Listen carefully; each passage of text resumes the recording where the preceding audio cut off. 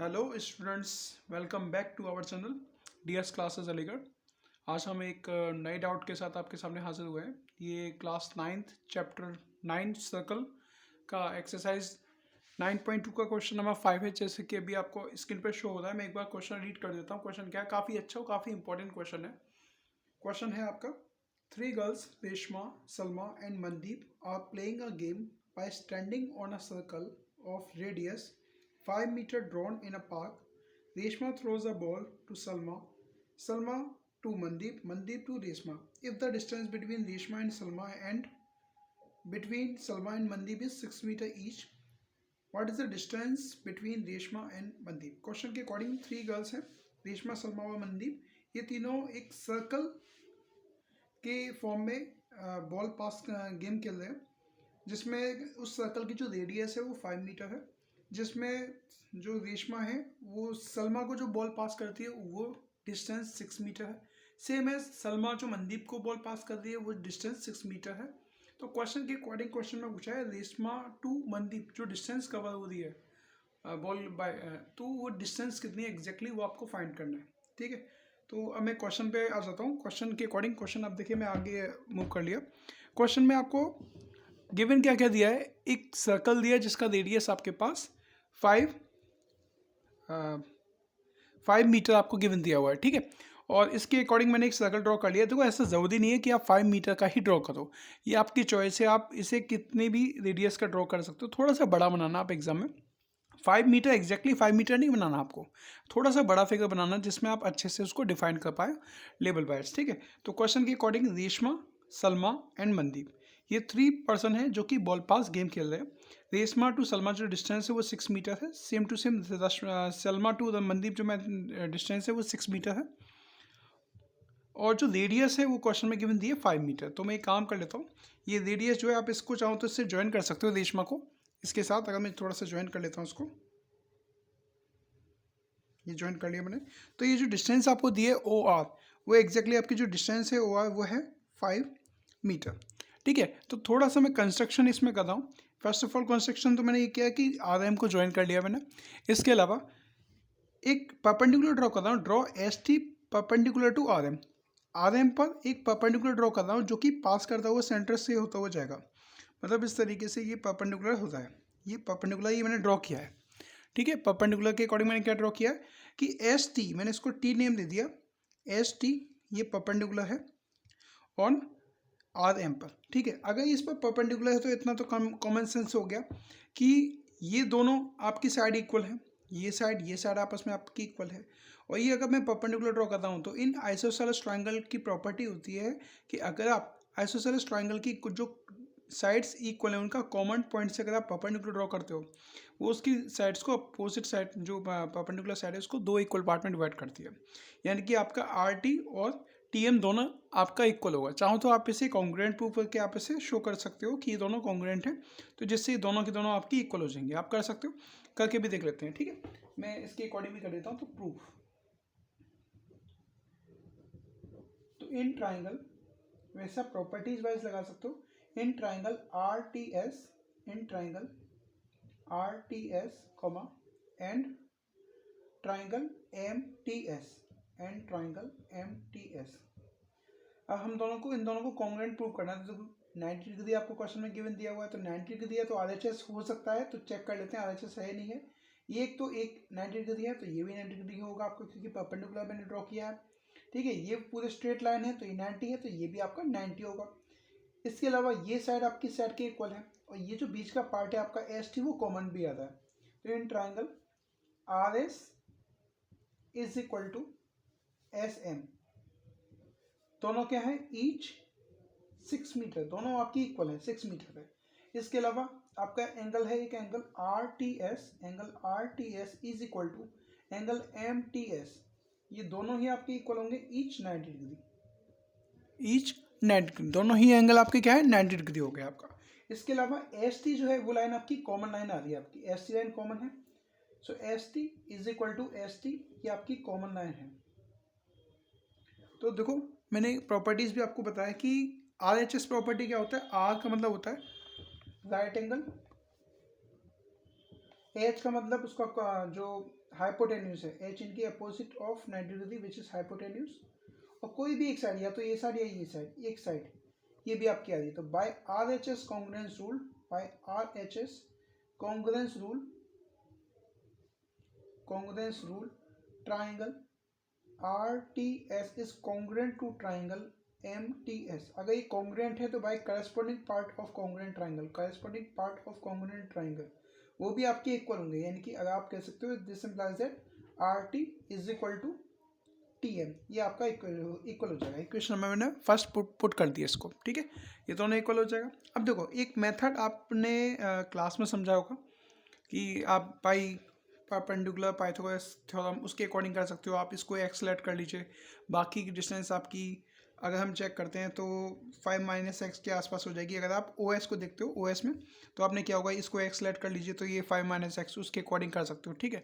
मैं यहाँ एक थोड़ा सा मेथड आपको अलग समझाऊंगा, उसके थ्रू भी आप समझ सकते हो। अब देखो मुझे फाइंड क्या करना है ये समझो।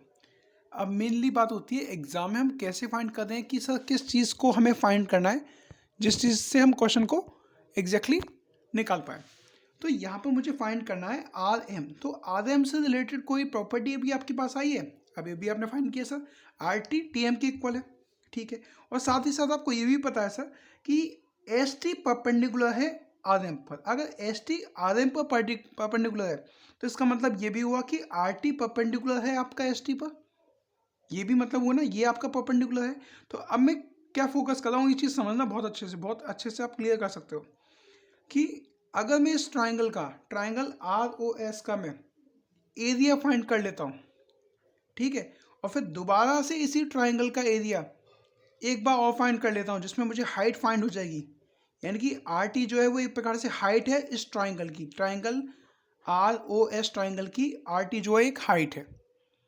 आप ऐसे समझिए, जैसे ये ट्राइंगल है मेरे पास, ये इसका परपेंडिकुलर है, ठीक है, ये मैंने नाम दिया जैसे ए बी सी, मैंने लेफ्ट किया अपनी तरफ से, ए बी सी ट्राइंगल है और ये मैंने डी कर लिया। तो इसका अगर मैं एरिया निकालूंगा तो 1/2 into base into height, base क्या है मेरा बी सी, इंटू हाइट क्या है मेरे पास ए डी। तो इस फिगर के रिगार्डिंग ये जो ट्राइंगल है आपका आर टी एस या सॉरी आर ओ एस जो ट्राइंगल है आपका, इस ट्राइंगल में ये परपेंडिकुलर है और ये आपका बेस है, और बेस आपके पास गिवन है जो कि आपको 5 मीटर गिवन दिया है।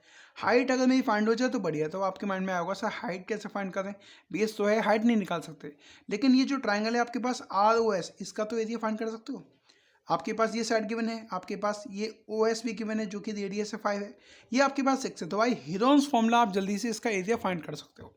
क्लियर, तो मैं हीरोन्स फॉर्मूला से थ्रू करूंगा, उसके अकॉर्डिंग फाइंड करेंगे। तो in triangle R O S sides आपके पास है 5 सेंटीमीटर। तो by Heron's formula area of triangle is equal to under root of S minus A, S minus B and S minus C, where S is equal to A plus B plus C by 2।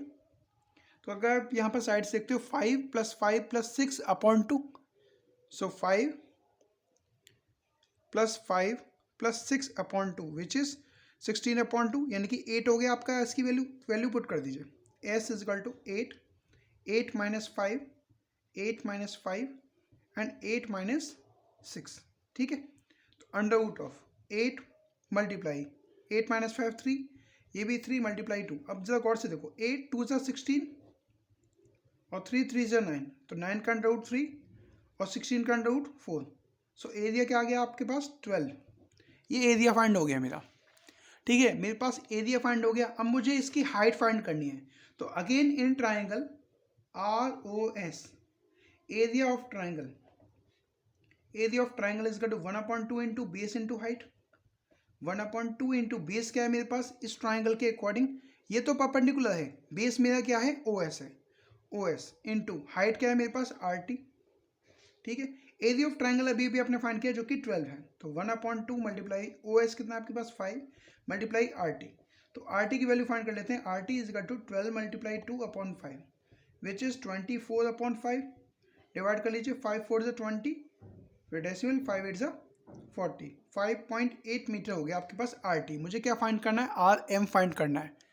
अब आप खुद देखो sir, R M जो figure के according R M is equal to है sir R T plus T M, और अभी अभी आपने क्वेश्चन नंबर फर्स्ट में R T equal to T M put किया है, प्रूव किया है, तो आर टी टी एम की इक्वल, यानी कि आप T M plus T M बोल सकते हो या R T plus R T, which is equal to 2 times of R T, which is equal to 2 multiply by 4.8 which is 9.6 metre. यही आपका आंसर होगा। Complete, done, clear. आप उस method से भी कर सकते हो जो X square minus 5 minus X square वाला मेथड है, वो भी ठीक है, आप कर सकते हो। वो थोड़ा सा लेंदी मेथड है, ये आपका थोड़ा सा अलग मेथड हो जाएगा। एक बार मैं दोबारा से समझाता हूँ मैंने किया क्या। सबसे पहले क्वेश्चन के अकॉर्डिंग रेशमा, सलमा एंड मनदीप, ये 3 पर्सन है जो कि गेम खेल रहे हैं, ठीक है। Reshma to Salma distance given दी है 6 metre, Salma to Mandeep distance दी है 6 मीटर। आपको फाइंड करना है रेशमा टू मनदीप, मुझे डिस्टेंस फाइंड करनी है, ठीक है। अब आपको इस हिसाब से दिखाई दे रहा है कि सही ये भी 6 है, ये भी 6 है, ये भी 6 है आपके पास, ये भी 6 है। तो अगर मैं ये फाइंड कर लेता हूँ, ये जो डिस्टेंस है ये पूरी फाइंड कर लेता हूँ, यही मुझे आंसर निकालना है जो कि आर एम है। तो ये फाइंड करने के लिए मैं एक काम करता हूँ, पहले एक परपेंडिकुलर ड्रॉ कर लेता हूँ। परपेंडिकुलर ड्रॉ करने के साथ ये 5 है, ये भी 5 है, ये मुझे पूरा फाइंड, मतलब ये 6 है आपके पास और ये भी 6 है आपके पास, और ये आपके पास 5 है, सॉरी दूसरी जो डिस्टेंस है आपके पास, ये आपके पास 5 है, 6 5 और 5 है आपके पास। तो इस केस में आप कैसे फाइंड करोगे? बाय हेरोन्स फॉर्मूला आपने एरिया ऑफ ट्राइंगल फाइंड कर लिया। ट्राइंगल का एरिया आपका चेंज नहीं होता, आप हेरोन्स फॉर्मूला से निकालिए या आप 1/2 बेस इंटू हाइट से निकालो, आंसर आपका सेम आता है, ठीक है। ये दोनों 5 है, ये 6 है, तो बाय हेरोन्स फॉर्मूला मैंने एरिया फाइंड किया 12 आ गया इस ट्राइंगल का एरिया। तो 12 एरिया तब भी देगा जब आप इससे परपेंडिकुलर ड्रॉ करोगे और बेस इसको मानोगे, या फिर आपने इस पर परपेंडिकुलर ड्रॉ किया बेस इसको माना, तब भी एरिया आपका 12 ही आएगा। तो उसके बेस पर मैंने क्या किया, 1/2 हाइट इंटू बेस या बेस इंटू हाइट मैंने अप्लाई किया, O S multiply by R T, जिससे कि फिगर में अगर मैं ट्राइंगल आर ओ एस की बात करता हूँ तो आर टी परपेंडिकुलर है आपके ओ एस पर, तो अगर परपेंडिकुलर है तो ये पूरा बेस होगा, ओ एस बेस होगा और आर टी आपकी हाइट होगी, क्लियर। तो 1/2 इंटू बेस इंटू हाइट, आपके पास बेस कितना है 5, हाइट मुझे फाइंड करनी है आर टी को, तो वो मैंने फाइंड किया 1/2 multiply O S multiply R T, value put की, आर टी की वैल्यू आ गई, और आर टी का अगर मैं डबल करता हूँ तो वो मेरा आर एम हो जाएगा, ये मेथड हो जाएगा, क्लियर। तो अगर आपको ये अच्छे से क्लियर हो गया हो तो आप एक बार कमेंट सेक्शन में दे दीजिएगा कि सर हाँ क्लियर हो गया, अदरवाइज आप कमेंट सेक्शन में ये भी बता सकते हो कि सर सेकंड मेथड बता दीजिए जो कि आपको क्लास में बताया होगा, यूनिवर्सल मेथड 5 - x वाला जो मेथड है, या फिर बाय पाइथागोरस सॉल्व करना चाहे।